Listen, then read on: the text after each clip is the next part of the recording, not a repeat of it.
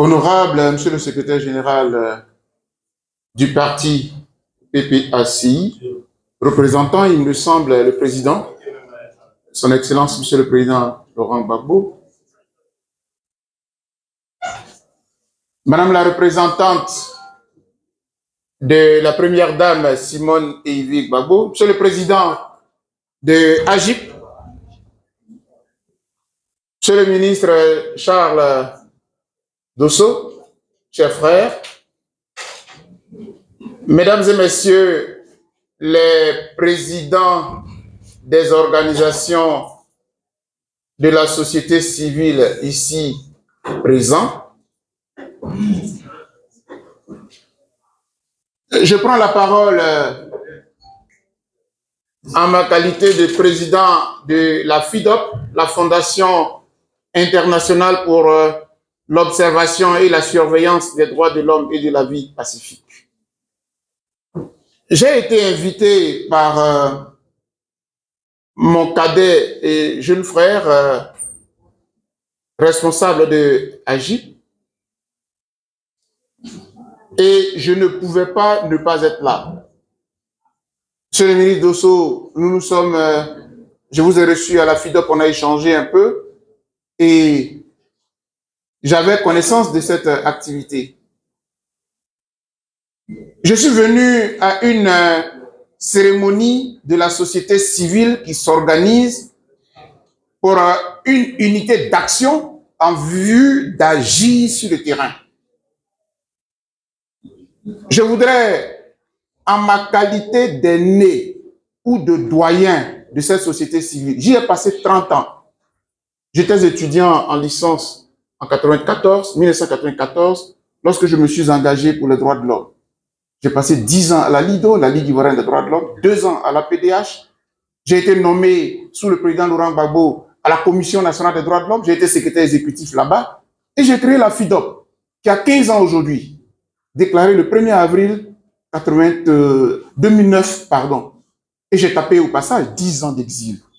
Ce qui me montre pourquoi je fais ça, parce que la société civile existe bel et bien en Côte d'Ivoire.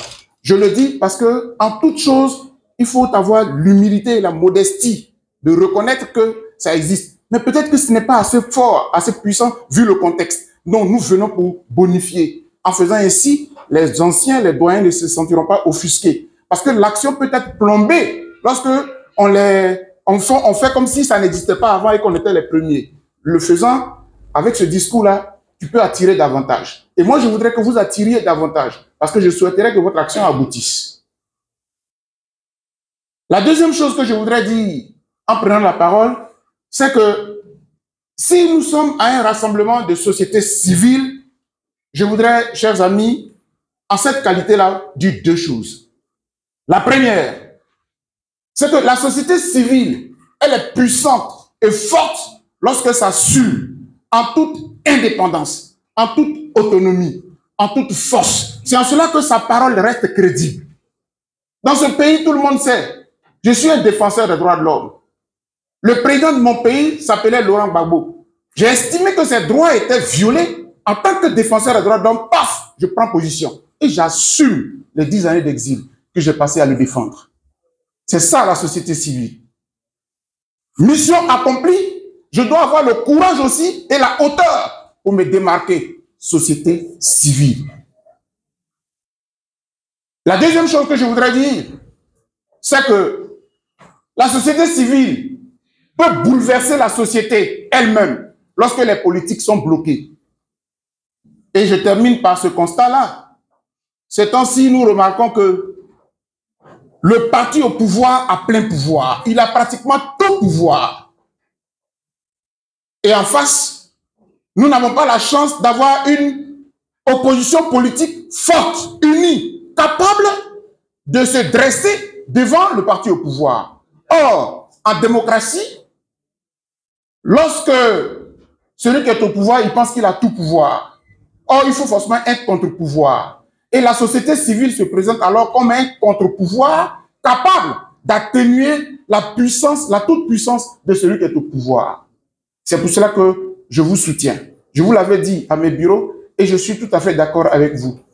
agir. Mais agir comment? Et agir dans quel sens? Et ça va être ma conclusion.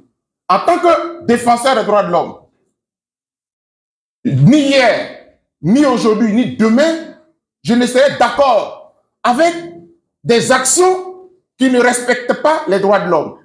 Par principe, nous avons condamné tous les putschs et toutes les tentatives de déstabilisation de notre pays hier, et nous le ferons encore aujourd'hui, et nous le ferons demain. Tant que Agir travaillera dans le sens d'utiliser les voies démocratiques, légales, pour pouvoir se faire entendre et faire entendre aux dirigeants de la Côte d'Ivoire que les droits de l'homme doivent être respectés dans ce pays, Agir trouvera avec lui les organisations de défense des droits de l'homme comme la FIDOP. Et je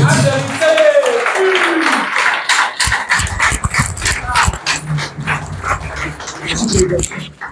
Merci beaucoup au président L'Ovation. Canal Ivoire, voix de la diversité.